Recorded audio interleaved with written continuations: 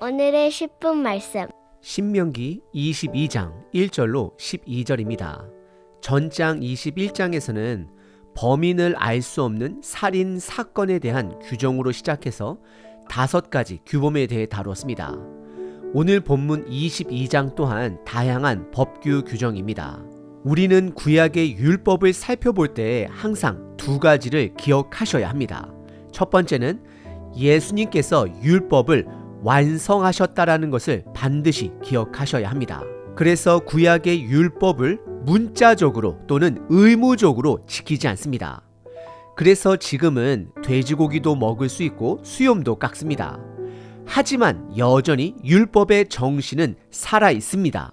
붙들어야 합니다. 왜냐하면 구약시대 때 율법을 주신 하나님이나 신약에 와서 예수님을 보내주신 하나님이나 동일하신 하나님 한 분 되시기 때문입니다. 그래서 2번째로 기억해야 하는 것은 율법 뒤에 있는 하나님의 마음을 반드시 깨닫고 붙들어야 한다는 것입니다. 모든 율법은 10계명을 중심으로 나온 계명들입니다. 그래서 10계명의 핵심인 첫 번째 하나님 사랑, 2번째 이웃 사랑을 항상 기억하셔야 합니다. 오늘 본문 율법을 통해 드러난 하나님을 향한 사랑 그리고 이웃을 향한 사랑을 다시 한번 붙드는 시간 되시길 바랍니다. 오늘 본문은 크게 2 부분으로 구분할 수 있습니다. 첫 번째는 이웃을 대하는 태도입니다. 그리고 2번째는 기타 4가지 규정들입니다. 첫 번째 부분은 1절서부터 4절까지 이웃을 대하는 태도입니다.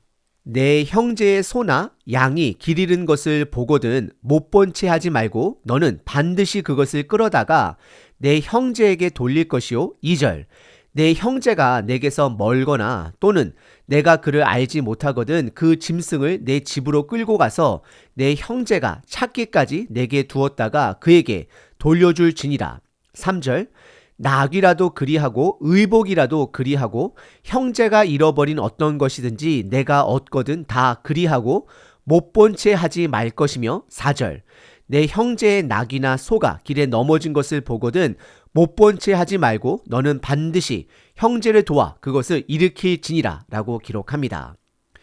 우선 크게 2가지 상황을 예로 들고 있습니다. 첫 번째는 1절에 이웃 형제의 소나 양이 길을 잃은 것을 보거든 못 본 채 하지 말고 그것을 끌어다가 형제 집에 가져다 주라 라고 말하고 있습니다. 고대 사회는 소수의 사람들이 마을에 함께 살았습니다. 그래서 어떤 소나 양이 누구의 것인지 잘 알고 있었습니다. 그래서 그들은 그것을 발견하면 반드시 그 집에 가져다 주어야 했습니다. 그리고 2번째 예는 2절에 그 가축을 잃어버린 형제의 집이 너무 멀거나 또는 그 가축이 누구의 것인지 알 수 없거든 그 가축을 집으로 데려와 그 잃어버린 형제가 찾아올 때까지 또는 주인을 찾을 때까지 그 가축을 돌보라 라고 말하고 있습니다. 현대시대는 너무나도 많은 사람들과 부딪히는 시대 속에 살다 보니 잃어버린 물건을 발견하게 되면 그냥 그 자리에 두거나 아니면 분실물 센터에 가서 맡기는 것이 최선인 것 같습니다. 하나님께서 이 율법을 통해 말씀하시는 핵심은 너가 조금 더 수고할지라도 손해를 볼지라도 이웃의 잃어버린 것을 그냥 지나치지 말고 적극적으로 도우라는 것입니다. 그래서 3절에 보시면 이웃의 잃어버린 모든 것으로 확장하게 됩니다. 그것이 의복이라 할지라도 형제가 잃어버린 것이면 무엇이 되었던 그것을 못 본 채 하지 말라라고 말하고 있습니다. 그리고 잃어버린 것뿐만 아니라 4절에 형제의 낙이나 소가 넘어진 것을 보거든 못 본 채 하지 말고 너는 반드시 그 형제를 도와 그 가축 일으키는 것을 도우라 말하고 있습니다. 하나님은 남을 적극적으로 도우라 말씀하십니다. 하지만 너무나도 안타깝게도 지금 현대 시대는 개인주의 시대 속에 살아갑니다. 초개인주의 시대입니다. 어디를 이동해도 나만의 세상 속에 나의 핸드폰과 나의 소리만을 듣고 살아가는 시대 속에 있습니다. 그리고 시대가 하도 험해져 남을 도우는 것 또한 지혜가 반드시 필요한 시대 속에 살아갑니다. 하지만 오늘 본문은 세상이 점점 빡빡해질지라도 남을 돕는 적극적인 마음을 잃어버려서는 안 됨을 말씀하고 계십니다.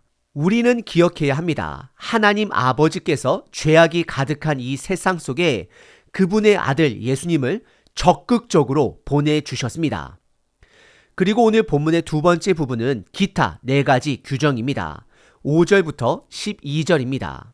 여자는 남자의 의복을 입지 말 것이요 남자는 여자의 의복을 입지 말 것이라. 이같이 하는 자는 내 하나님 여호와께 가증한 자이니라. 6절. 길을 가다가 나무에나 땅에 있는 새의 보금자리에 새 새끼나 알이 있고 어미새가 그의 새끼나 알을 품고 있는 것을 보거든 그 어미새와 새끼를 아울러 취하지 말고. 7절. 어미는 반드시 놓아줄 것이요 새끼는 취하여도 되나니 그리하면 내가 복을 누리고 장수하리라. 8절. 내가 새 집을 지을 때에 지붕에 난간을 만들어 사람이 떨어지지 않게 하라. 그 피가 내 집에 돌아갈까 하노라. 9절. 내 포도원에 두 종자를 섞어 뿌리지 말라. 그리하면 내가 뿌린 씨의 열매와 포도원의 소산을 다 빼앗길까 하노라. 10절. 너는 소와 나귀를 결의하여 갈지 말며. 11절. 양털과 배실로 섞어 짠 것을 입지 말지니라. 12절. 너희는 너희가 입은 겉옷에 내 귀에 술을 만들지니라 라고 기록합니다. 먼저 첫 번째 규정은 의복 규정입니다. 5절에 여자는 남자의 의복을 입지 말고 남자는 여자의 의복을 입지 말라라고 말씀하고 있습니다. 그리고 그 이유는 그것이 가증한 것이기 때문이다 라고 말씀을 하십니다. 하나님은 마음의 중심을 보는 분이십니다. 하나님께서는 여자가 남자 옷을 입고 남자가 여자 옷을 입는 그 자체보다도 어떤 마음으로 그런 가증한 일을 하는지를 말하고 있는 것입니다. 이것은 하나님의 순리를 거역하는 행동을 해서는 안 됨을 강조하는 것입니다. 성별은 남자와 여자는 태어나면서 하나님으로부터 받은 것입니다. 우리들이 선택하는 것이 아닙니다. 그리고 두 번째 규정은 자연을 다스리는 인간의 책임에 대해 말씀하십니다. 6절에 새의 보금자리를 발견하고 어미 새와 알을 발견하거든 어미 새는 취하지 말 것을 말씀하십니다. 고대 당시는 먹는 것이 지금 시대처럼 매일 맛의 즐거움을 위해 먹는 풍족한 시대가 아니었습니다. 그러다 보니 배고파 먹어야 하는데 어미 새는 아무리 배고플지라도 잡지 말라 말씀하십니다.